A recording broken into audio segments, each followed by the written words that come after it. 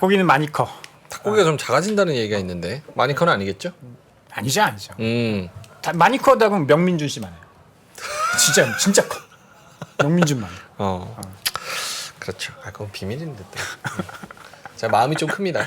많이 크죠. 네. 자, 그러면 저보다 훨씬 더 마음이 크고 지식이 큰 분 모셔보도록 하겠습니다. 데일리인트의 IBK 투자증권 박근영 부장님 나오셨습니다. 어서 오세요. 네, 안녕하십니까.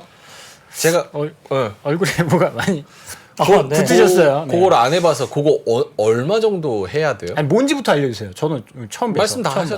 다 얘기하셨어요. 월요일부터. 월요일부터 그러셨어요. 한참 그러셨어요. 퇴근길 안 봐요? 퇴근해야지 그때. 와, 퇴근길인데 퇴근길 알고 안 퇴근길 운전해야 되는데 어떻게 봐. 그 시간에 일해야지 무슨 일이에요. 섭외하고 아웃바운드 하고 이제 고객 만나기 바쁜 시간인데. 그리고 언제까지 이거 붙이고 있어야 되는 겁니까? 뭐 딱 정의는 한 2주 정도 예상했으니까 다음 주 정도. 내일 이제 병원에 가니까 지금 현재 뭐 시트는 아마 빠질 것 같고 그러면 이제 좀 깨끗한 시트로 갈면 다음 주 정도, 일주일 정도면 뺄 거예요. 아니 이뻐져서 뭐 하시려고요? 연예인 하는 건 아니고요. 연애하신다고요? 연애? 지금 사모님이 매일 보신다면서 연애하신다고요? 논란을 붙이기 논란을 붙이시네요. 연예인 할 게 아니라고. 연예인 할 게 아니라. 근데 이거는 사실 피부 의료 미용 기기 이런 거는 사실 자기 만족 그리고 이런 것도 있는 것 같아요. 할 생각이 없다가도 부장님 이렇게 하신 거 보면 저도 약간 나도 한번 이런 마음들 좀 생기는 것도 산업적으로 어느 정도 좀 성장성을 부추기지 않을까. 뭐 저는 늘 말씀드리지만 주식 체크 차원에서 했었고요.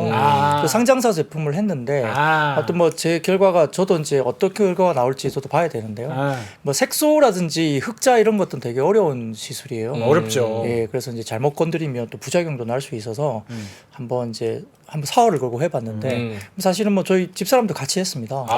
집사람은 더 깊은 것까지 해서 더 세게 했고 저는 이제 표피 쪽만 했는데 모르겠습니다. 일단 결과는 뭐 몇 달 뒤에 봐야 되겠죠.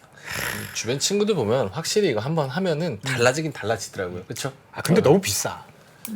너무 비싸. 그렇죠. 가격 좀 했죠? 좀 했죠. 몇 장 드셨습니까? 어쨌든 이걸 뭐 협찬 받은 게 절대 아니기 때문에 제가 찾아가서 제가 돈 내고 한 거고 이제 뭐 저는 이제 결과치를 보고 저도 이제 투자에 대한 판단을 좀 하려고 해요. 추후에 이제 어떤 결과가 나올지에 따라서 저도 이제 판단에 대한 뭐 여부가 또 보시는 분들도 또 약간 판단의 기준이 될 수도 있죠. 네. 여러분은 지금 미용 방송이 아닌 시황 방송 퇴근길 라이브를 시청하고 계십니다. 네. 자, 그러면 본격적으로 진짜 고품격으로 한번 가보도록 하겠습니다. 오늘 금요일인데 시장이 그래도 음봉이 4번 떴다가 금요일에는 플러스로 마감을 해서 굉장히 좋습니다. 좋았죠. 네, 뭐 코스피가 15포인트 상승 출발을 했는데요. 뭐 개장 직후에는 차익 실현 매물이 출회되면서 상승폭이 일부 반납되기도 했습니다.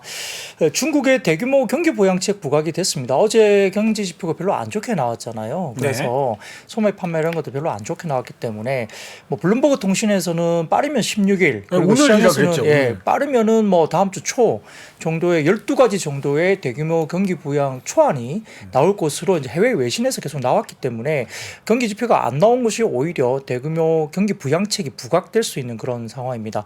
그렇기 때문에 오늘 뭐 섹터로 본다면 화학, 조선기자재, 건설기계, 전력설비 뭐 이런 쪽에 상당히 주가가 좋았고 아침부터 중소형 뭐 건설주까지도 강세를 보였으니까 아무래도 중국의 경기 부양책에 대한 기대감이 오늘의 시장의 스타일로 보시면 될 것 같습니다. 그 외에도 LCC 업종이나 화장품, 우주항공, 통신장비 등이 강세를 보였는데 개장 초반 잠시 주춤하던 시장이 외국인 선물 순매수 전환에 재차 반등이 시작됐습니다. 10시 기준 외국인들이 선물 1,000억대 순매수로 전환을 했고 오전 한때 하락하던 2차전지 소재주들도 반등하면서 코스닥도 1%대 반등을 줬습니다.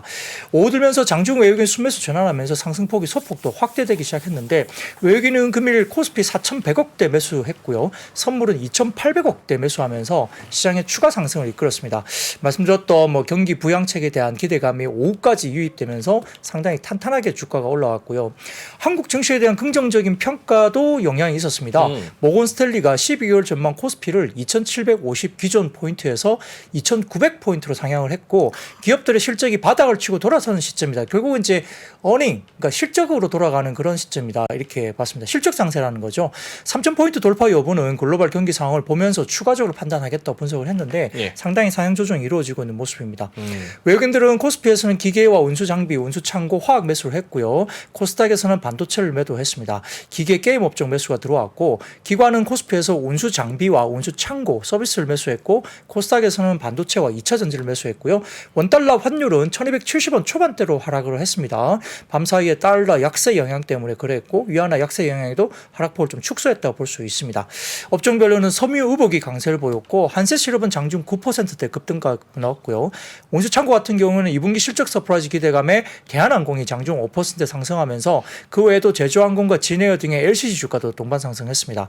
신재생 에너지 테마가 부각되면서 기계업종 내에서는 CS윈드가 장중 5%대 상승세 보였고 화장품주 상승세 보이면서 화학업종도 강세를 보였고요. 유통업 같은 경우는 LX 인터내셔널이라 포스코 인터내셔널 대부분 다 상사주입니다. 이게 원재료 관련된 원자재 관련된 상사주죠. 그리고 이제 반면 의료종밀이 가장 부진했고 보험과 통신업도 수익률 하위권에 위치했습니다. 코스닥에서는 기관 외국인 동반 순매수 이어졌고 업종별로는 통신 장비와 일반 전기전자, 디지털 컨텐츠 강세 보이면서 특히 전고체 배터리 관련주의 상승세도 뚜렷했습니다.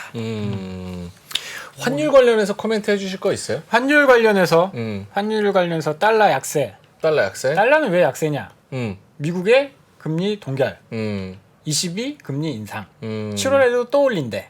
그러니까 유로화가 막 튀어올랐어요. 유로화가 어제 기준으로 1.09까지 올라갔다가 그랬으니까 유로화 강세 때문에 달러는 약세로 갈 수밖에 없고.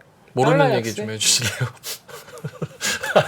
그럼 연합뉴스에 다 나오는 얘기 야사 이야기 할까? 야사? 한마디 좀 해주세요. 야사 이야기 할까?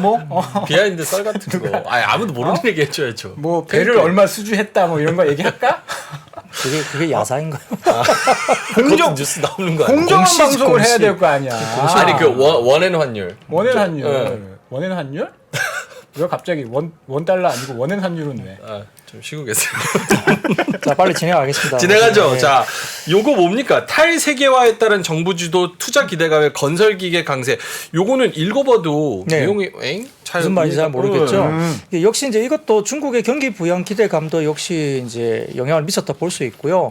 더군다나 우리가 이제 예를 들어서 과거 같은 경우에는 중국이 이제 글로벌 공장 역할을 했지 않습니까? 네. 인건비도 싸고 뭔가 싸게 만들어서 전 세계적으로 뭔가를 공급하는 그런 글로벌 공장 역할을 했는데 이번 들어서 이제 지금 미국하고의 여러 가지 관계도 좀 어렵고 우크라이나하고 러시아 전쟁 때문에 일단 탈세계화는 일단 됐다는 거죠. 그래서 세계화 부분에서 이제 탈세계화가 되고 온쇼링이라 그래가지고 자국의 대륙에 뭔가를 하기를 원하는 것들이 지금 아주 강하게 드러나고 있고 네. 미국 같은 경우도 IRA 법안에 이런 것들로 대부분 우리나라 와서 만들어 이거잖아요. 그렇죠. 그러다 보니까 이러한 탈세계화가 곧 정부 주도의 B2B 투자 시대로 이어지면서 이제 어떻게 보면 투자가 시작될 텐데 각 대륙별로 투자가 진행되고 어떤 면에 있어서는 약간의 중복 과잉 투자까지도 나타나는 흐름으로 간다는 겁니다. 그러다 보니까 이제 유럽이면 유럽, 미국이면 미국 각 대륙별로 각자 투자를 다 하게 된다는 거죠. 그러다 보니까 하반기 경기 민감 업종 중에 산업재가 강한 수요가 들어올 것이고 미국 같은 경우도 최근에 산업재가 좋아지는 겁니다. 그 가운데 건설 기계라든지 이런 전력 관련이라든지 이런 쪽이 굉장히 좋아지는 게 산업재 섹터가 미국 쪽에서 마찬가지로 이제 상당히 좀 좋은 모습을 보이고 있고 결국은 이게 소비가 아니라 투자에 대한 엄청난 수요에서 뭔가 주가가 끌어올려질 거라는 논리를 이야기를 하는 겁니다.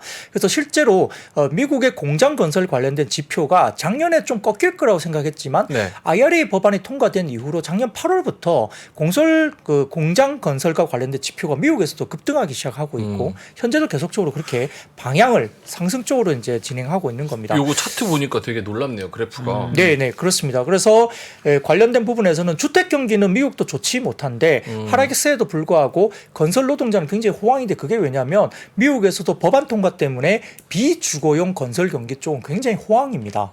그래서 건설기계 재고는 또한 바닥이고 중국과 한국의 굴삭기 수출도 증가하고 있다는 점에서 주목을 받고 있는데 사진을 보여주시면 첫 번째 사진이 이제 KB증권의 이 자료입니다. 보시면 미국의 공장 건설과 한국 자본재 수출인데 이 제조시설 건설이 이제 조금 짙은 파란색으로 좀 보이시는 게 보이십니까?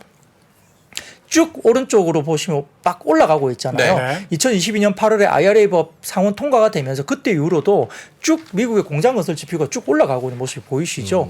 그리고 한국의 자본재 수출, 자본재라는 것이 뭐 다른 것들 국내에서 나가는 자본재들인데 대부분 다 그게 약간 후행하면서 따라가게 됩니다. 근데 자본재 수출이 지금 바닥권에 있다가 쭉쭉쭉 올라가는 모습이 보인다고 이제 보는 거거든요. 그래서 이런 부분들 때문에 이제 공장 건설과 관련된 한국의 자본재 수출이 이제는 따라갈 것이라고 이제 평가를 분석을 하는 것 같고, 오른쪽 보시면은 주택 경기는 급락을 했습니다. 지금 빨간색 표가 지금 주택 건설 지수인데 빠져 있는데 약간 고개를 들었지만 굉장히 많이 빠졌거든요. 근데 보시면 이 건설 고용 같은 경우 굉장히 견조하게 계속 유지가 되고 있죠. 예. 이게 비주고용 쪽에 미국 쪽의 건설 경기가 굉장히 좋다는 것을 요 다음 그래프 감지하고 한번 있습니다. 보여주시면. 네. 네. 오른쪽으로 가시면 있습니다. 오른쪽, 네. 그쪽 보시면 이렇게 보입니다. 그래서 이런 부분들이 보이고 있기 때문에 결국은 건설기계나 변압비가 최근에 주가가 좋은 것은 이렇게 되는 수요가 있다는 것이고요. 결국 이런 것들이 이제 나중에 뒤이어서 후행적으로 상사나 운송 쪽으로도 넘어갈 거로 이제 분석이 되는 거죠. 그래서 미국뿐만 아니라 인도, 유럽 쪽에서도 각자의 동시다발적으로 중복 투자가 되고 있는 상황이고, 중요한 게 공장 건설 시작 후에 한 2년 정도 지나면 네. 이렇게 공장을 채우게 되는 자본재 수요가 또 이제 들어가게 됩니다. 그래서 투자가 중복적으로 각 대륙별로 계속적으로 수요 급증이 나타나고 있기 때문에 자본재 관련해서도 뒷단에서 따라갈 것이라고 이제 평가를 한 거죠. 다음 표를 보여주시면은 이 변압기 수출 단가와 LS 일렉트릭의 매출액 관련된 표인데, 왼쪽 쪽에 보시면 변압기 수출 단가가 나오죠. 그래서 지금 보면 변압기가 계속적으로 지금 2010년도 이후부터는 쭉 빠졌습니다. 2010년도에는 변압기가 굉장히 호황기였거든요. 그때부터 호황기였는데 계속적으로 안 좋게 많이 빠졌었죠. 근데 2020년 초반 접어들면서 2021년 접어들면서 변압기 수출 단가가 올라가고 있는 모습이 보이고 있고, 변압기 관련주들도 과거 한 15, 16% 정도 OPM 마진율을 구가하다가 최근 들어서 거의 적자까지 나오다가 일부 이제 뭐 탑피어들은 이제 BEP 정도까지 빠졌다가 작년에 5에서 6%까지 마진율이 회복되면서 이제 본격적인 마진 회복 국면으로 접어들고 변압기 수출 단가도 올라간다는 겁니다. 오른쪽 보시면은 LS 일렉트릭도 매출액 규모가 쭉 올라가는 모습이 보이시죠. 그래서 공급이 타이트해지면서 주문이 계속적으로 올라간다는 모습도 보이고 있기 때문에 이런 부분에서는 오늘 건설 기계 쪽, 그리고 이제 변압기도 최근에 같이 번갈아 가면서 좀 모습이 있어서 같이 이제 보시는 것 같고요. 예, 다음에 이제 조금 더 연장해서 약간 더 말씀을 드리면, 예.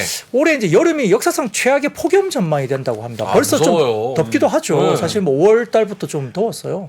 내일 33도? 약간 폭염주의보 같은 거 나온다 그러죠. 네, 맞습니다. 그래서 전 옷을 하나도 안 입고 자는데도 절대 네. 덥더라고요. 상상하게 되다. 네. 상상하죠. 더러워. 네, 그래서 네. 최대 폭염. 네, 감사하고요. 아무튼 뭐 이런 현상이 계속되면서 올여름이 가장 뜨거울 수 있다는 분석이 제기되고 있는데, 예, 유럽 연합의 기후변화 감시 기구인 코페르니쿠스 기후변화 서비스라는 곳이 있습니다. 이쪽에서 지구 온난화 현상 가속화 때문에 아마 전 세계 평균 기온이 지난 1979년 6월 최고 기온보다 아마 섭씨 1도 정도 더 높은 상태로 현재 분석되고 있다고 합니다. 그러니까 올해 좀 꽤 더울 것 같아요. 그리고 월초 며칠 동안 전 세계 평균 기온이 산업화 이전 시대보다 1.5도 이상 높은 수준 계속 평균적으로 올라가고 있다고 하니까 올여름이 조금 걱정은 됩니다. 그래서 4, 50년 전 최고 기온을 네. 찍었던 데보다 1도가 더 높을 수 네, 있다. 현재 그렇습니다. 그렇고요. 그리고 이제 이번 주말에도 아까 말씀하셨듯이 한여름 날씨가 예상되면서 16에서 18일까지 주를 제외한 전국이 맑으면서 낮 기온이 30도 이상 올라가니까 6월 기온 치고는 굉장히 좀 더운 편입니다. 와. 확실히. 예. 그리고 17일에서 19일 사이는 내륙 지역을 중심으로 6월 들어서 첫 폭염특보가 내려질 가능성이 높다. 다음 주죠. 그러니까 꽤 더운 날씨가 올라가는 거죠. 그러다 보니까 말씀드렸던 그 전력 관련주, 뭐 HD, 현대일렉트릭, 제룡전기, 일진전기, 뭐 대한전선, 파세코, 위니아 뭐 이런 약간 뭐 뭐라고 에어컨 관련된 이런 이동식 에어컨. 네, 뭐 그런 쪽도 한때 뭐 예, 좀 난리였죠. 움직였다 네. 볼 수 있는데요. 이제 근본적인 것은 아까 말씀드렸던 변압기라든지 전력기기 쪽에 상당히 지금 이벤트가 있는 거고요. 더군다나 지금 시장에서 별로 이렇게 언급들이 많이 안 되고 있는 것 같은데, 저는 좀 불안한 요소가 지금 유럽 쪽의 천연가스 가격이 다시 최근에 들어서 급등하기 시작했다는 겁니다. 진짜? 예, 사진을 띄워주시면은 예. 그 이슈가 있는데요. 네덜란드 쪽에서 10월에 유럽 최대 가스전의 영구 폐쇄 예정이 된다고 블룸버그 통신에서 기사가 나왔습니다. 유럽 최대 가스전의 영구 폐쇄. 네, 그렇습니다. 이게 나오고 있는데 최근에 지금 이번 주 초부터 유럽 쪽에 천연가스 가격이 굉장히 많이 빠진 상태에서 급반등이 지금 나오고 있는 게 저는 개인적으로 계속 체크를 해봤거든요. 예. 네. 그게 이제 최근에 시장에서 별로 이야기가 안 되고 있는데 실질적으로 그 모습이 나옵니다. 다음 사진을 띄워주시면은 네덜란드 쪽에 관련된 부분인데요. 사진을 띄워주시면 이게 이제 천연가스 관련된 필드인데 이게 약간 그 색깔이 있는 쪽 이 부분이 천연가스 쪽이거든요. 유럽 쪽에. 매장인데요. 네덜란드에 있는 천연가스 매장과 관련된 지역들입니다. 근데 네덜란드 쪽의 오른쪽 제일 위쪽에 보세요. 이게 글로닝겐 필드라는 것이 크로닝건. 있죠. 예. 크로닝건. 크로닝건 필드인가요? 석현준이 있었던. 축구에 예, 크로닝건. 크로닝건 예, 그렇습니다. 이쪽 관련된 쪽이 지금 아마 유전에서 천연가스 생산이 주로 이제 이야기되고 있는데 네덜란드가 이 가스전을 10월 1일부터 공식적으로 폐쇄한다고 합니다. 이게 이제 잠정 폐쇄가 아니고 영구 폐쇄라고 하거든요. 왜 폐쇄? 왜 폐쇄하는 거예요? 이유는 잘 모르겠습니다. 저도 그걸 좀 스터디를 해봐야 되겠는데 그래서 외신에서 이제 블룸버그 통신이 이미 이야기를 했고요. 이 천연가스 가격이 지금 그게 영향을 받고 있는 겁니다. 그러니까 이제 한겨울도 아닌데 갑자기 왜 천연가스가 많이 올라가지?라고 생각했는데 자 다음 사진 보여주시면 이게 이제 유럽의 가스 가격과 미국 가스 가격을 도표를 나타낸 라피키 리서치 쪽의 플랫폼에서 제가 가져온 건데요. 네. 이게 상당히 지금 추정이 잘 돼 있거든요. 2020년 12월부터 해서 22년 8, 9월 때까지 급등을 했잖아요. 네. 그러니까 검은색 쪽 보시면 미국의 가스 가격은 오른쪽입니다. 그리고 빨간색으로 보이는 유럽 가스 가격은 왼쪽으로 지표를 보시면 되는데요. 거의 2022년 8, 9월 달에 피크를 찍었죠. 거기에 비해서 지금 빠진 거 보면 23년 4, 5월까지는 굉장히 많이 빠져 있어서 거의 다 빠졌습니다. 그죠? 과거 21년 원래 가격으로 예, 돌아왔네요. 원래 가격 다 빠졌습니다. 근데 오른쪽 끝에 보시면은 자, 고개를 갑자기 급반등이 들기 시작했죠. 예, 그렇기 때문에 만약에 이런 식으로 뭐 가스 가격이 올라간다면 뭐 유럽 쪽에 뭔가 폐쇄가 나오고 또 여름 지나고 겨울철로 접어들고 물론 이제 유럽 쪽에서는 러시아 쪽의 가스에 대한 의존도를 많이 낮추고 미국 쪽의 가스를 많이 가져오기 때문에 네. 약간의 뭐 변수가 과거처럼 그렇게 저렇게 고가 형식의 과거 고가로 올라가기는 좀 힘들다고 볼 수는 있겠지만 뭐 유럽 쪽에 변수가 있다든지 이런 것 때문에 천연가스 가격이 갑자기 바닥에서 상승폭이 또 강하게 올라온다면 일정 수준 그러면 이제 가스 관련된 주식들 이런 것들도 좀 잘 봐야 되는데 그러다 보니까 아까 상사 관련주들 쪽이 좋았다 말씀드렸잖아요. 네. 아까 뭐 LX 관련된 뭐 상사 쪽이라든지 포스코 인터내셔널 이런 상사 쪽이 또 좋아진다는 것은 약간의 이런 천연가스 관련이라든지 원자재 관련 쪽에 들썩임이 약간 좀 영향을 받고 있는 것이 아니냐 이런 생각도 좀 듭니다. 이 전방위적으로 올라갈 수 있을지는 모르겠습니다만 이런 관련된 지표는 제가 보기엔 좀 신중하게 좀 계속 팔로우업을 지금 해야 되는 거 아닌가 생각이 듭니다. 지진 때문에 폐쇄를 한다고 하네요.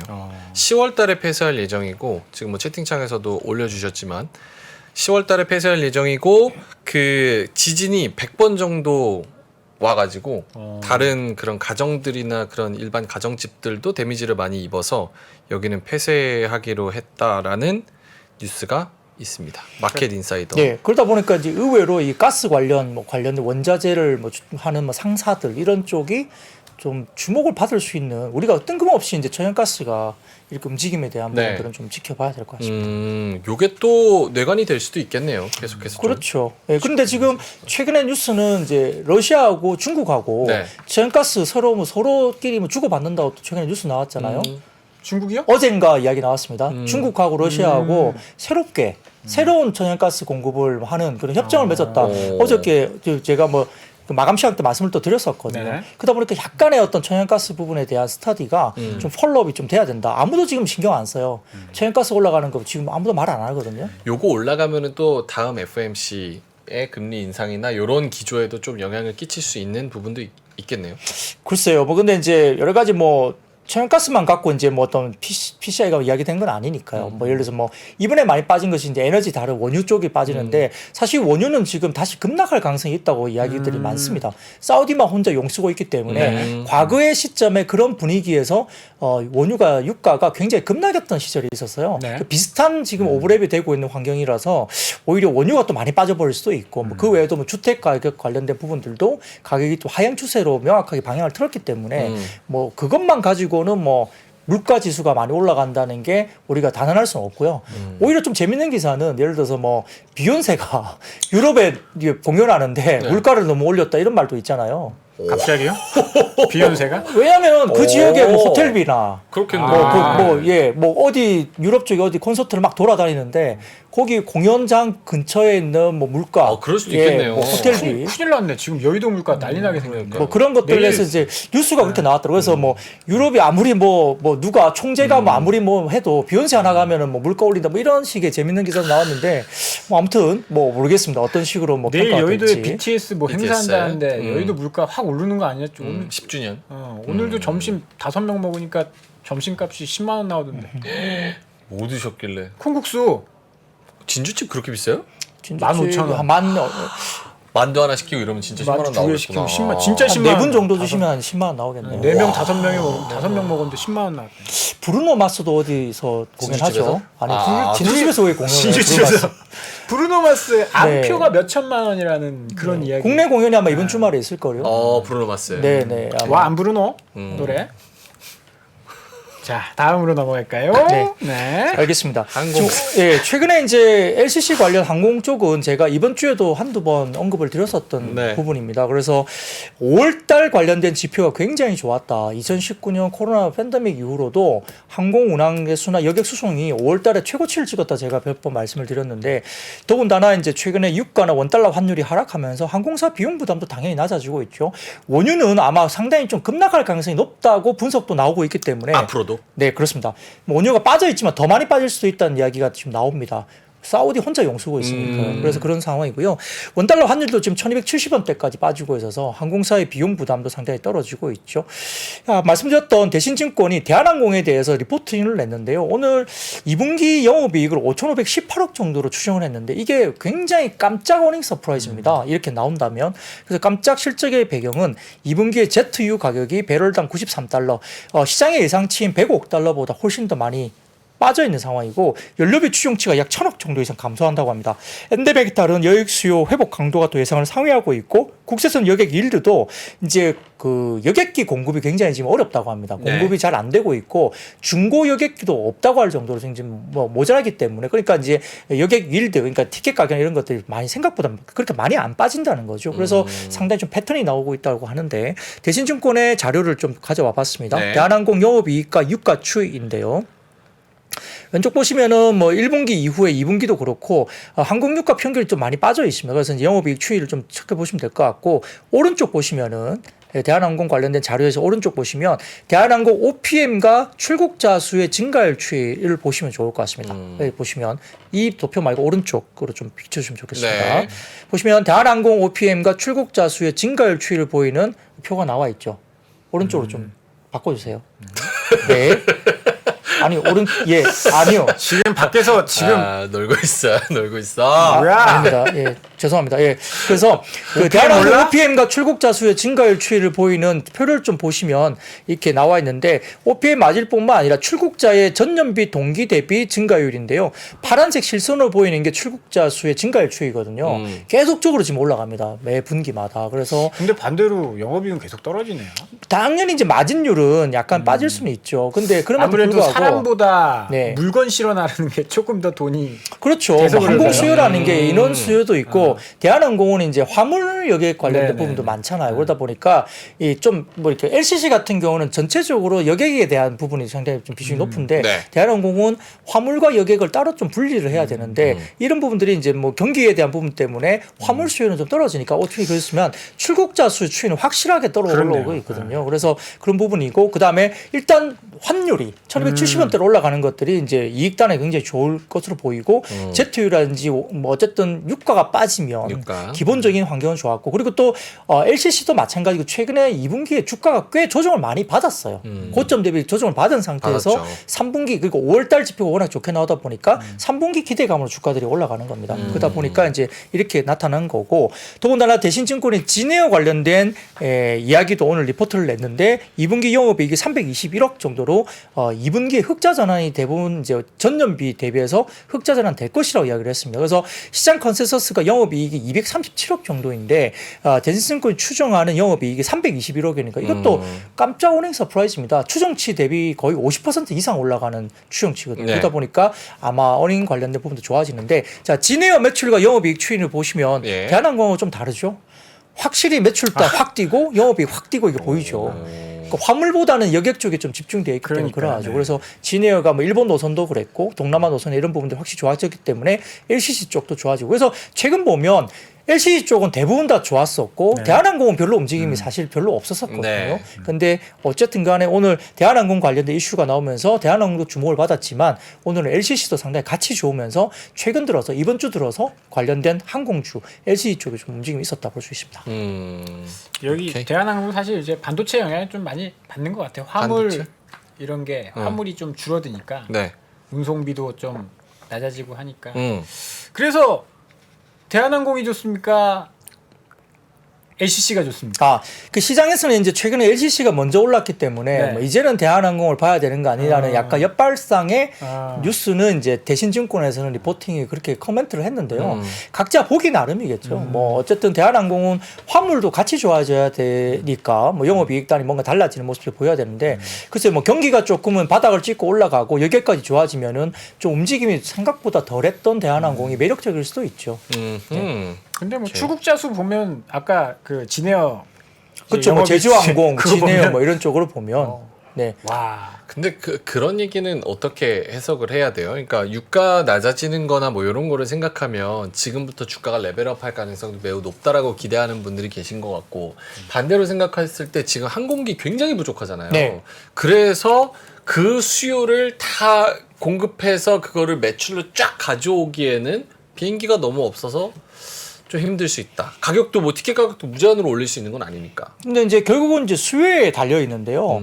수요가 있다면 가격이 높아도 그걸 결국 사서 가겠죠. 근데 이제 수요가 약해지면은 가격이 올라가면 결국은 수요가 딱 빠질 수밖에 없죠. 왜냐면 가격 저항이 생기니까. 그러면 이제 결국은 매출단위 볼륨이 떨어질 텐데 수요가 얼마나 강력하게 지금 대기 수요가 있느냐의 문제인데 그래도 여전히 주변에 보면 해외 여행을 가고자 하는 수요가 저는 아직은 좀 많이 있는 것 많이 있는 것 같아요. 같아요. 주변에 물어보면. 인천공항 가면 뭐 네네. 3-4시간 기다려야 된다며? 네, 가고 싶어 하거든요. 그러다 보니까 어딜 가는 티켓 거지? 가격은 별로 안 빠지고 그다음에 어느 정도 수요가 계속적으로 지금 어떤 유지가 되고 있다고 하면 볼륨 증가는 분명히 되는 거고 그리고 이제 그 제주항공 같은 경우는 특히나 제주항공. 이제 뭐 항공수나 여러 가지 여객 송출수가 다 사상 최저치를 찍었어요. 그러다 보니까 상당히 좋고 진에어나 뭐 이렇게 다른 그 이스타항공이나 뭐 이런 쪽은 약간 뭐 이렇게 큰 그 운항기를 좀 몇 대를 가져와 가지고 네. 항공 관련된 운항수보다는 여객 그 송출 규모가 더 많이 좋게 나오고 있다고 합니다. 네. 그러다 보니까 이제 몇 대 큰 볼륨의 여객기를 좀 가져와서 또 운영을 하고 한다고 하니까 그러면 그런 어떤 효과가 분명히 나오겠죠. 그러다 보니까 LCC 쪽이 아무래도 그런데요. 근데 이제 다만 이제 일부 뭐 이제 이 상장사 중에 LCC 쪽은 네. 그 과거에 그때 이제 증자를 했던 자금들이 있을 거예요. 아. 뭐 예, 그렇죠. 뭐 그 채권 이슈도 발행을 있군요. 했거나 이런 것들이 이제 약간 이렇게 주식으로 전환해서 돌아오는 오버행이 혹시라도 주가가 올라가면 분명히 전환을 할 거거든요. 예, 그런 것들은 각 LCC마다 좀 체크를 오버행 체크를 하셔야 돼요. 오케이. 알겠습니다. 네. 자, 다음은 저는 이거 개인적으로 논리가 맞나 싶어가지고 중국 경기 개선 기대감에 의류 상승? 네. 근데요, 이게 의외로 지금 중국이 지표가 별로 안 좋게 나왔다 했잖아요. 그런데요, 이 자료를 보시면 되게 재밌습니다. 네. 뭐 우리가 이제 경기 지표가 안 좋아서 뭐 중국이 근데 뭐 그렇게 많이 뭔가 있을까? 소비를 할까라 생각하지만 아까 말씀드렸던 일반적으로 오늘도 그렇고 이번 주도 마찬가지고 실적이 별로 안 좋을 것 같은데 화학, 조선, 그러니까 물론 조선은 이제 실적이 좋다고 네. 나오지만 화학은 특히나 NCC 쪽은 완전히 실적이 안 좋거든요. 네. 약간의 뭐 슬라이스하게 좀 바닥을 탈피하는 모습을 보일 수 있지만 뭐 그렇게 주식을 사고 싶을 만한 생각이 들 만큼 NCC가 좋은 건 분명히 아닙니다. 근데 주가가 이번 주에 꽤 뛰었거든요. 네. 그거는 결국은 중국의 어떤 대규모 보양책에 대한 기대감이 시장의 스타일을 약간 바꾸어서 기본적으로 철강이라든지 화학 쪽에 수급이 좀 들어왔다고 단기적으로 보실 수 있습니다. 거기다가 이제 오늘 같은 경우는 이제 일반적으로 의류, 섬유유복 중에서는 인디에프 같은 경우도 약간의 개별 호조가 있으면서 이제 약간의 뭐 주가가 좀 급등했던 모습도 네네. 있는데요. 예, 중국이 리오프닝을 맞이하면서 다른 건 잘 모르겠지만 의류 쪽은 굉장히 좋았어요.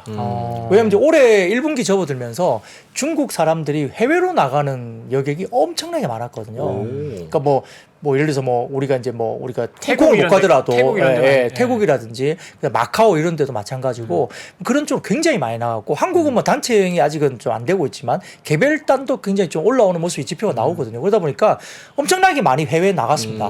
그러면 대부분 다 해외여행을 가려면 대부분 다 옷부터 사죠. 그렇죠. 예. 해외여행에 대해서는 옷부터 삽니다. 그렇기 때문에 과거에 지금 그런 부분들이 이제 소비 패턴이 이제 중국 쪽에서 지금 별로 좋지 않다, 경기가 안 좋다 말은 지표는 나오지만 네. 사진을 띄워주시면 재밌습니다. 왼쪽 그 사진 좀 먼저 띄워주시면 키움증권 자료인데요. 예. 자, 그 약간 붉게 보이는 핑크빛으로 보이는 게 중국의 의류 소매 판매입니다. 전년비. 네. 확실하게 확 치솟았죠. 그러니까 제가 이번 주에 나오는 경기 지표가 별로 안 좋았다. 그래서 쇼크가 나왔기 때문에 중국 쪽에서 대규모 경기 부양 기대감이 나오고 있다고 말씀드렸는데 희한하게도 이 의류 소매 판매 관련된 중국 지표는 굉장히 좋았습니다. 와, 신기하네. 그렇죠. 핑크빛으로 확 치솟오르죠. 이게 또 리오프닝 하면서 그동안 아예 뭐 나가지도 못하고 막 그랬었던 거 보고 네, 속에서 네, 옷 그렇죠. 사는 거. 예, 그러다 보니까 해외 여행 수가 굉장히 많아졌고 그러다 보니까 내부에서 그러니까 우리도 그렇잖아요. 해외 나가면 해외 쪽에서 돈을 쓰지. 국내에 뭔가 뭐 백화점 가고 돈 안 쓰잖아요. 네. 그러니까 해외 못 나가니까 백화점에 막 돈을 쓰는 거거든요. 네. 그러니까 중국도 해외 나가기 시작하면서 그러니까 해외 나가니까 내수 쪽에서는 뭔가 소비가 안 좋았겠죠. 그죠? 근데 나가면서 옷은 많이 산 거예요. 확실히 지표가 나오는 거죠. 그리고 파란색 실선을 보시면 아까 표를 띄워주시면은 국내 의류 소매 판매는 오히려 약간 꺾였죠. 슬라이스하게 살짝 꺾였습니다. 올해 1분기 살짝 올라왔는데 그건 아마 그때도 우리나라 같은 경우도 일본 많이 갔잖아요. 작년 10월, 11월부터 시작해서 1분기 극성수기에 일본이나 이런 데 많이 나왔거든요. 그러니까 그때까지는 지표가 올라왔는데 4월 지표까지 보니까 살짝 그 뒤로 약간 2, 3월부터 약간 꺾였죠. 네. 그러니까 그렇게 팍 뒤섰다 약간 슬라이스하게 꺾였습니다. 어쨌든 그래도 작년 하반기보다는 좀 회복 국면이 분명히 있는 겁니다. 그죠? 그리고 미국의 의류 소매 판매는 아직까지 조금 부진하죠. 미국 좀 그렇습니다. 그리고 오른쪽 보시면 그 표에서 오른쪽으로 넘어가 보시면 한국과 미국의 중국의 소비자 심리지수 추인데 역시 중국의 소비자 기대지수는 올라가는 모습이 보입니다. 붉은색으로 그죠? 예, 그렇죠. 그리고 국내 소비자 기대 지수는 약간 횡보하는 국면에서 약간 슬로우하게 이제 고개를 들고 있죠. 국내 소비 지수는 그렇게 빠지는 편은 아니에요. 네. 슬로우하지만 그래도 회복이 천천히 되고 있는 부면이고 미국 같은 소비자 기대 지수가 살짝 좀 횡보하면서 약간 꺾여 있죠. 지표 자체 지수도 별로 안 좋습니다. 거의 뭐 50 정도까지 가 있죠. 근데 중국은 이미 뭐 소비 지표가 100포인트 정도 이상 올라와 있고 한국도 비슷한 지표까지 올라와 있죠. 근데 중국은 아까 말씀드렸던 이 경기 부양책이 나올 거기 때문에 소비 기대 심리 지수가 올라가고 있는 모습이 보입니다. 그러다 보니까 저 화살표는 그냥 희망사항인 거죠?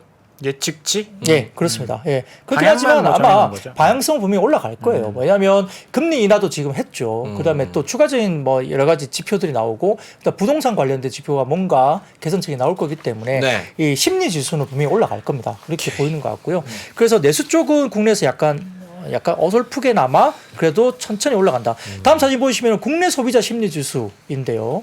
이거 우리나라 거? 네, 우리나라 겁니다. 네. 여기 보시면은 소비 지출 전망은 전체 소비자 심리 지수는 약간 여기서 핑크빛으로 보이는 쪽이 소비자 심리 지수가 약간 좀 더 올라와 있고 상대적으로 대비해서 의료비가 따라가긴 가지만 전체 소비자 심리 지수보다는 조금 처져 있습니다. 옷을 사는 것에 대해서는 조금 처져 있습니다만 그래도 같은 방향으로 가는 쪽은 맞습니다. 국내에서도 그런 부분이 있고요. 미국 쪽은 다음 사진 보이시면 미국의 도매 소매 의류인데요. 이 중요한 것은 아까 미국 쪽의 심리 지수는 별로 안 좋았다고 말씀드렸잖아요. 네. 바닥권에 아직 있는데 근데 뭐죠? 재고 추이가 엄청나게 빠져 있죠. 그죠? 미국의 소매 재고 YY가 파란색인데요. 의복과 의복 액세서리 쪽이 소매 재고 쪽도 많이 빠져 있고 네. 특히 도매 재고도 엄청나게 빠져 있죠. 고점 대비해서 그죠? 거의 재고 수준이 70%까지 올라갔다가 지금 거의 10%대까지 빠졌습니다. 그죠? 그러니까 재고가 이렇게 바닥권으로 접어드니까 뭐죠? 우리 같은 경우는 OEM 네, 한세스럽이나 뭐 영혼무역 이런 것들에 대한 기대감이 있을 수 있는 거죠. 물론 이제 이게 오더가 뭐 급박하게 나온다고 볼 수는 없으나 재고 추이가 이렇게 많이 빠지고 있는 추세라고 한다면 네. 재고를 채우기 위한 어떤 그런 움직임은 충분히 나올 수 있기 때문에 한세스럽이나 영혼무역도 이렇게 움직임이 있을 수 있는 거죠. 그러다 보니까 중국 쪽의 어떤 소비 판매 이런 부분도 마찬가지고 자 다음 사진 먼저 보여주세요. 네. 그러면 미국 쪽의 의류 소매 판매의 YY 증가율 그리고 한세실업과 영혼무역의 매출 YY 증가율입니다. 오른쪽에 막대 그래프에 약간 핑크빛 쪽으로 보이는 게 영혼무역의 매출 전년비 증가율이죠. 예. 확실하게 2022년도에 올라오는 게 보였죠. 네. 그리고 한세실업도 매출 증가율이 전년도에 많이 올라왔습니다. 그러다 보니까 이제 의류 판매 관련된 부분에서 아까 미국의 소매 재고가 많이 빠져 있으면 어느 정도 이제 그런 기대감이 있을 수 있다는 것 때문에 주가들이 움직였고, 다음 사진 마지막으로 보시면 한세실업과 영혼무역의 12개월 포워드 PER 밸류에이션인데 네. 역시 바닥권에 근접해 있습니다. 그러니까 이제 약간 순환매 차원에서 업종에 대한 부분에 섬유 의복들이 조금 주목을 받을 수 있는 시기였다. 그래서 주가가 오늘 어느 정도 뜬금없이 의류와 관련된 쪽이 약간 움직임이 있었다라고 볼 수 있겠습니다. 주가도 또 많이 빠졌고 싸기도 싸고 이제 뭐 턴어라운드 기대감 그리고 3분기가 OEM이나 이런 것도 또 성수기입니다. 3분기가 성수기예요. 지금부터 만들어서 겨울 옷을 납품하기 시작하니까 단가 자체가 높아 비싼 옷을 파니까 비싼 옷, 3분기가 맞아요. 성수기라서 그런 기대감들도 조금 있었을 것 같습니다. 지금 원화 강세 쪽으로 원화 강세? 환율도 그렇고 좋죠. 좋은 원화 겁니다. 강세면 좋죠. 좋은 거예요? 예, 똑같이 1달러 팔면 나 그렇네요. 어. 오케이. 자, 그럼 넘어갈게요. 근데 이제 그 환율이 의류 헷갈려. 쪽도 이제 뭐 면화나 이런 것들에 대한 레깅이 또 있거든요. 면화가 이제 3개월에서 6개월 정도 레깅이 됩니다. 가격에서. 그러니까 보니까 이제 많이 이제 싸져 있죠. 원자재가 그쪽으로 또 많이 빠졌으니까. 그러면 이제 그런 레깅 효과도 좀 일부 우리가 기대할 수는 있겠습니다. 알겠습니다. 자, 그리고 요거 카타르 LNG선 2차 수주전 본격화 기대감 지속 등의 관련주 상승. 네, 최근에 이제 조선주가 상당히 계속 좋습니다. 실질적으로 조선주가 좋았고요. 진짜 좋아요. 오늘 하나오션 깜짝 놀랐어요. 네, 하나오션. 맞습니다. 그래서 이거 뭔데 이렇게 올라가? 하나오션이 뭐야 그랬는데. 대우조선이에요. 대우조선. 네, 맞습니다. 그래서 이제 카타르발 LNG 2차 수주전이 이제 본격화될 거다고 나왔기 때문에 예. 또 이제 모멘텀을 받았는데요. 지금 카타르 국영 에너지 기업인 카타르 에너지가 이달 초부터 2주간 주요 선주들과 LNG 선박 2차 발주 논의한다 이렇게 나왔고요. 오는 9월까지 하나오션은 협상을 진행할 걸로 보이고 HD 한국조선해양과 삼성중공업 등과 이달까지 아마 각각 협상을 진행한다. 카타르 에너지 쪽이 그렇게 이야기를 한 것 같습니다. 5년간 100척 이상의 뭐 LNG 운반선 발주하는 건데 프로젝트가 23조 6천억 규모니까 굉장히 크죠. 기대감이 있습니다. 그래서 아마 1년 새에 선박 가격도 오르면서 최근에 신조 성과도 좋고 그렇기 때문에 그런데요. 특히 이제 NH투자증권에서 하나오션에 대한 이야기를 리포트를 하면서 사진을 먼저 띄워주시죠. 네. 죄송합니다. 대우조선 해외로 써 있는데 이게 하나오션입니다. 연간 매출액과 영업이익 전망을 이제 NH투자증권에서 이제 리포트를 내면서 이렇게 냈습니다. 그래서 영업이익 추정치나 그 다음에 영업이익률도 보시더라도 이 표에서 이제 정리가 돼 있으니까 이렇게 우상향 그림이 보여진다는 점. 그리고 기존 사이클이 26년에서 27년까지 확장될 수 있고 그 다음에 하나그룹 편입 이후에 해상풍력과 LNG 사업, 그 다음에 군함, 특수선이죠. 이런 분야에서 신규 사업이 확장되면서 아마 기존 원유 기반의 해양 플랜트 사업의 빈자리를 아마 한화오션이 채울 수 있다. 하나그룹에 들어갔으니까 네. 그런 강점이 있다고 볼 수 있겠고요. 핵심 이익 창출은 LNG선 인도가 24년 13척 그리고 25년엔 23척으로 증가할 것으로 보이고 있기 때문에 아마 수익성이 상당히 낮은 VLCC 관련된 부분들이 올해까지 인도가 끝나면 아마 이익 개선세가 가파르게 진행될 가능성이 높다라고 NH투자증권에서 리포트를 냈습니다. 그래서 네. 이 표를 보시면 이제 거기에 대한 설명이 되는 거고 그렇기 때문에 최근에 조선주들이 상당히 좋은 국면에서도 특히 하나오션이 오늘 좀 두각을 나타냈다 볼 수 있습니다. 최근에 막 수주 얘기가 따박따박 잘 들리더라고요. 여기다가 이제 도쿠도 다 차 있는데 카타르 LNG선 뭐 지난주에 우리가 이게 조선 관련된 이야기를 엄경화 위원이랑 했는데 네. 요거 아주 적게만 받지 않으면 괜찮다고 하더라고요. 그게 연속건조. 그러니까 배값이 중요한데 네. 카타르가 사실 내가 100척 발주하는데 비싸게 줄 이유가 뭐가 있어요? 그렇죠. 우리도 디스카운트 해줘야죠. 물건 사면 많이 사면 도매급으로. 깎잖아. 응. 그래서 깎아서 좀 싸게 뭐 발주를 하는데 그래도 큰 문제는 없다. 왜냐하면 연속 건조를 하면 처음 배 만들 때 뭐 2천억 들었으면 네. 그 다음 배 계속 연속해서 만들면 이 단가가 내려가니까 이거 그냥 일단은 많이 받는 데가 가장 좋다. 좋은 데다. 그렇게 오케이. 이야기를 하더라고요. 그래서 알겠습니다. 카타르 이거 나오면 이야기가 나오면 금액보다는 어떤 회사가 제일 많이 받았느냐 그게 중요하다라는 거. 알겠습니다. 자, 그리고 유엔 사무총장 기후변화 대책 촉구, 신재생 에너지 시장 확대 기대감 지속 등의 오늘 풍력도 굉장히 좋은 모습이었어요. 네, 뭐 오늘은 역시나 이제 이건 뉴스에 따른 테마성 수급이라고 보시는 게 좋을 것 네. 같습니다. 유엔 사무총장이 유엔 본부에서 긴급 기자회견을 열었다고 하는데요. 세계 각국이 기후변화 대응을 위한 탄산가스 배출 저감 목표에서 이탈하거나 역행하고 있다고 이야기를 했다고 합니다. 그래서 기후 단결 협약과 이에 신속 추진을 위한 일정을 제안한 모습이 이제 기사화됐고요. 여기에 따라서 약간 기후변화 대응을 위해서 뭔가 가속화해야 된다라는 뭐 주장을 했다고 합니다. 여기다가 이제 미국 정부가 재생에너지 보급을 늘리기 위해서 태양광과 풍력 발전 사업자에게 국유지 사용료를 대폭 감면해 주기로 했다라는 소식이 전해지면서 다소 조금은 이제 뭔가 사업이 좀 더 진척이 될 수 있지 않을까라는 생각을 한 것 같은데 미국 내무부 토지관리국이 보도자를 통해서 재생에너지 사업 신청 절차를 간소화하고 사업비를 약 80%까지 줄일 수 있도록 재생에너지 규정 개정안을 마련했다라고 아마 밝힌 것 같습니다. 여기에 따라서 관련된 신재생 관련된 쪽이 아마 테마적으로 이제 수급이 좀 쏠렸고요. 더군다나 포스코를 비롯한 국내 기업 4곳과 프랑스, 태국 에너지 회사로 구성된 컨소시엄이 우리나라 돈 8조 원 규모의 5만 그린 수소 플랜트 구축 플랜트를 수주했다라는 소식도 전해지면서 이게 이제 또 호재로 역현됐습니다.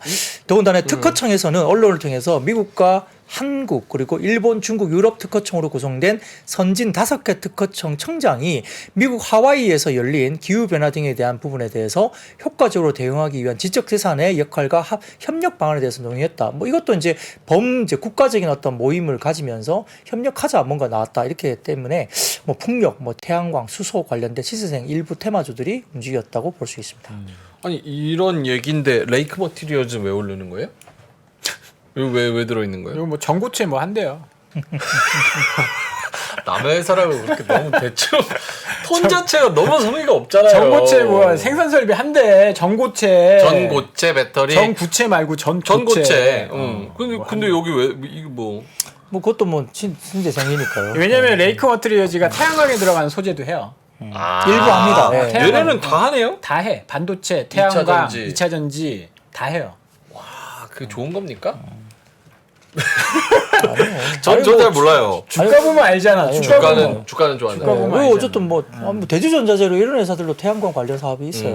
네, 그렇습니다. 그리고 뭐 예를 들어서 뭐 지금 효성 첨단 소재 이런 데도 태양광 관련이에요. 뜯어보면 사업으로 뜯어보면 그러니까 이제 그런 것들이 엮여 있는 회사들이 있는데요. 전고체? 네, 전고체는 좀 예. 이수 스페셜티 케미컬, 전고체. 전고체. 황화 리튬. 황화 리튬. 걔가 거래 정지되니까 다른 게 막 이수 화학이 오르고. 이수 화학이 오르고 전고체. 토요타가 2031년에 뭐 양산한다 그러는데. 아니야 27년 27년 땡겼어. 근데 지금 이수 스페셜티 케미컬이. 오늘 8시에 페루랑 축구하네요. 다 끝나고 집에 가서 축구 보면 되겠네요. 갑자기 전고체 얘기하다가 페루 축구. 그러니까 채팅이 있어가지고. 자, 넘어갈게요. 마이크로소프트 AI 훈풍 속의 사상 최고치 경신 등의 관련주 상승. 이거는 뭐 MS도 그렇고 엔비디아도 그렇고. 네, 맞습니다. 뭐 사실 이제 오늘 이제 올라갔다고 이야기되는 종목들은 뭐 이수페타시스 최근에 뭐 아주 좋고요. 뭐 그 외에도 뭐 이스트소프트, 솔트룩스, 비트나인, 마음 AI 관련된 AI 뭐 진유형 로봇 관련된 테마주인데 사실은 이 이야기는 어떻게 보면 제가 보기에는 반도체 쪽이 좋은 이야기예요. 사실. 네, 그런데 그렇죠. 아무튼 뭐 마이크로소프트도 뭐 3.19% 정도 올랐고요. 사상 최고치 경신했습니다. 그래서 클라우드 기반 AI 서비스의 올해 연간 매출이 100억 달러에 이를 것으로 전망한다 이야기를 하면서 상당히 좀 좋은 이야기가 나오고 있고 JP 모간이 마이크로소프트에 대한 투자 의견 비중 확대를 유지하고요. 315달러에서 350달러로 목표 주가를 상향 조정했습니다.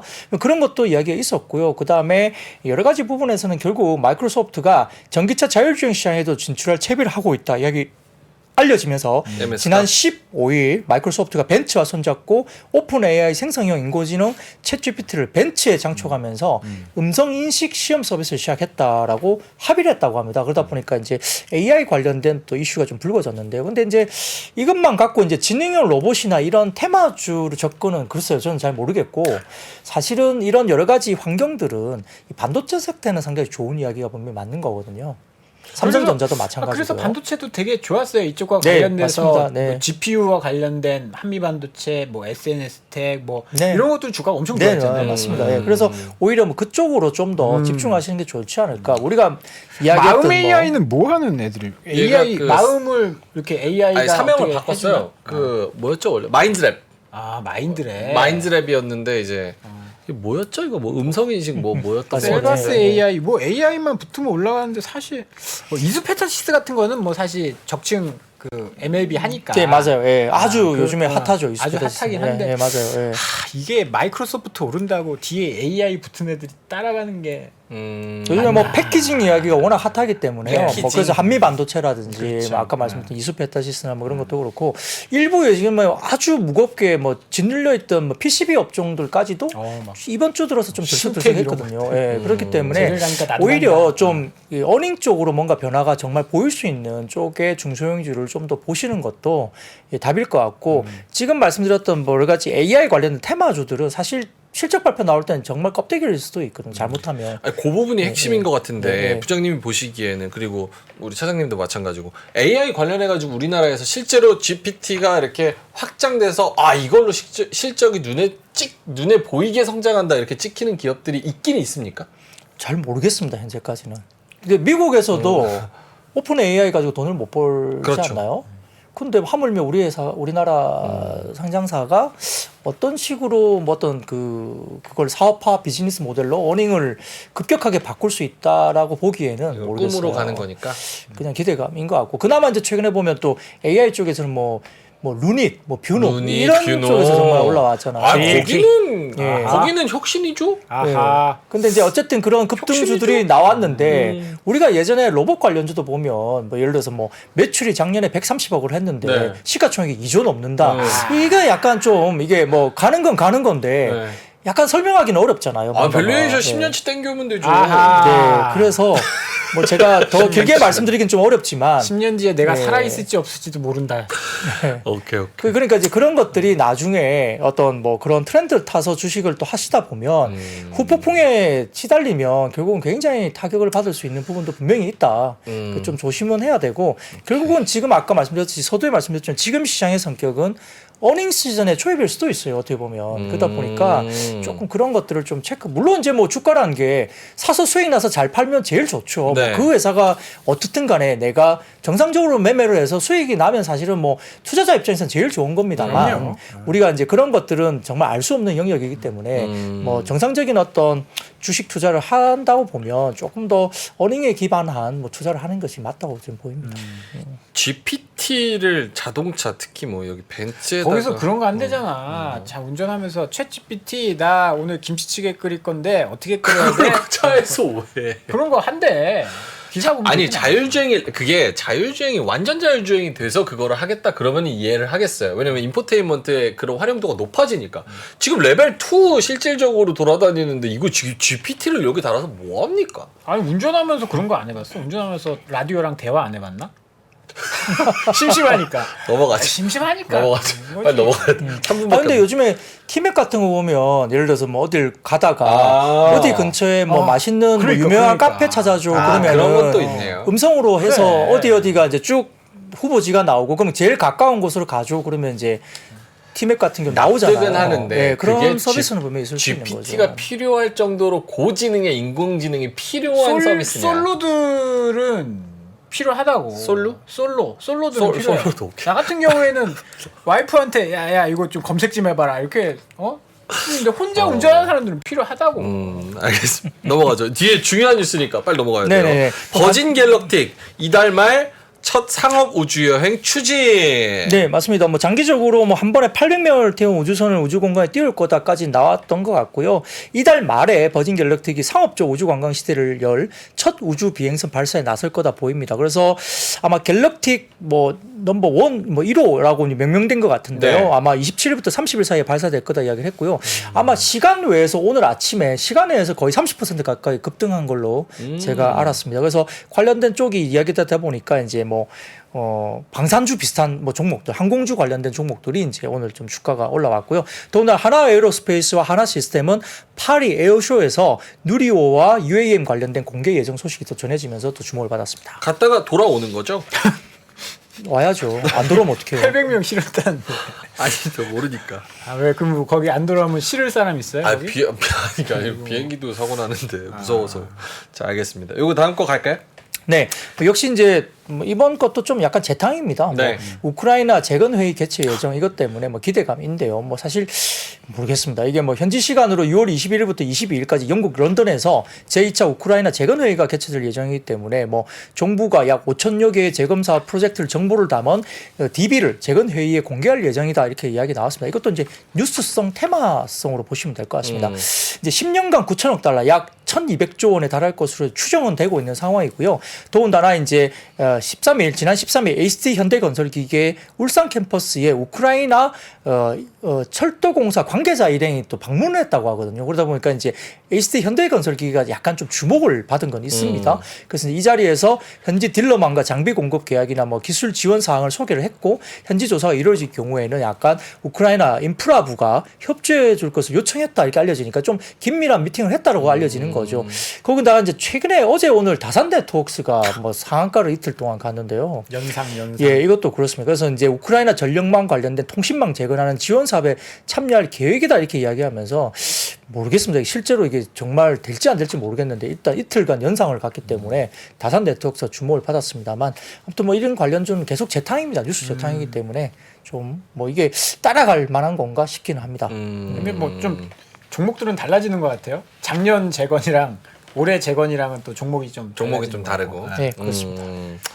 알겠습니다. 요거는 또 이제 사회 뉴스면에서도 많은 볼 수 있는 뉴스. 천일염 품귀 현상 지속에 따른 천일염 이력제 의무화 소식.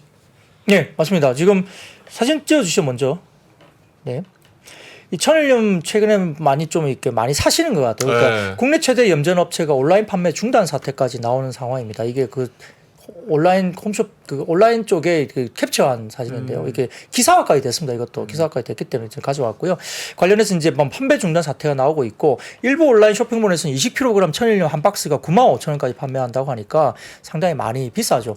뭐 최근에 저도 소금을 사봤는데 한 6kg에 한 3만 원대 중반 정도 샀나 그랬는데요. 다음날 40% 오르더라고요. 가격이 똑같은 사이트에서. 그러니까 최근에 확실히 소금 가격이 많이 오른 것도 가격이 맞습니다. 올라도 더 이상 주문을 받지 않는 상황. 네, 그래서 이제 정부도 일단 나섰습니다. 지금 후쿠시마 오염수 방류 관련된 부분에서 이제 여러 가지 천일염 관련된 부분도 이야기하고 있고요. 그래서 약간 뭐 이렇게 정부가 나서서 약간 할인 판매까지 한다 뭐 이런 이야기도 좀 나오고 있는 것 같고 약간 소금에 대한 이슈가 여러 가지 불거지고 있기 때문에 또 너무 또 주가는 급등했습니다. 뭐 인상가 같은 경우 보시면은 많이 올랐는데요. 그 외에도 지금 보시면은 생표식품 그다음에 샘표 이런 종목도 마찬가지고요. 네. 신성홀딩스, 예, 뭐 신성식품 관련된 쪽이 그쵸. 있다 보니까 그리고 또 오늘 같은 경우는 서울식품 그다음에 뭐 디딤 ENF, 흥국 F&B 이런 이제 관련된 여러 가지 음식료 관련된 쪽도 주가들이 올라왔기 때문에 약간 좀 확산되는 개념이 있어요. 그런데 소금 관련해서는 조금은 최근에 확실히 좀 이슈가 있는데요. 근데 일부 종목들은 주가가 너무 많이 올랐고 네. 일부 이제 인상가 같은 경우는 오버행 이슈가 좀 있을 수 있다라는 이야기까지 나오고 있기 때문에 조금 조심을 하셔야 될 것 같습니다. 다음은 새우젓이다 이렇게 말씀하셨어요. 새우젓 관련주는 그런 거는 없다고 봐야 되죠. 글쎄요, 뭐 또 찾으려면 또 어떻게든 찾겠죠. 오케이. 네. 자, 알겠습니다. 이렇게 정리할까요? 네, 맞습니다. 자, 알겠습니다. 그러면 박근영 부장님과는 여기서 좀 인사를 드려야 될 것 같습니다. 주말 동안에 또 잘 회복하시고 월요일 날에 또 건강한 모습으로 뵙도록 하겠습니다. 데일리 힌트 IBK 투자증권 박근형 부장님이었습니다. 고맙습니다. 네, 감사합니다. 시간이 흘러도 변하지 않는 여러 가지 원칙과 사고 체계는 존재하거든요. 대가들의 사고 체계, 투자 기법이 아니라 생각의 방법. 그런 거를 분해를 해서 재구성을 해서 하나의 어떤 틀로 조합을 하는 과정이 필요한 것 같다. 라쿤 자산운용 홍진채 대표의 거인의 어깨에 19년간 초과 수익을 달성한 그가 어떻게 주식 대가들의 투자법을 활용했는지 이 책에서 최초로 공개합니다. 대가들의 검증된 투자법을 여러분의 눈으로 직접 확인하시죠.